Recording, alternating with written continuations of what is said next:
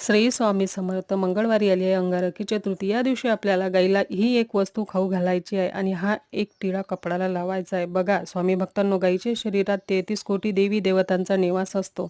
गाईचा जन्म हा समुद्र मंथनातून झाला होता. त्याचबरोबर माता लक्ष्मीचा जन्मसुद्धा समुद्र मंथनातून झाला होता. म्हणूनच आपण गाईला माता लक्ष्मीचे स्वरूप मानतो.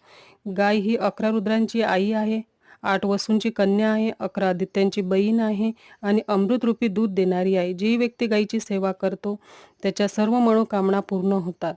तर गाईला काय खाऊ घालायचं, तर 21 दुर्वांची जुडी घ्या, छोटा गुळाचा खडा घ्या, त्यावर तूप घ्या. हे एका प्लेटमध्ये घेऊन आधी गाईची पूजा करा, नंतर गायला हे खाऊ घाला आणि 11 प्रदक्षिणा ओम श्री विघ्नहर्ताय नमः म्हणत पूर्ण करा.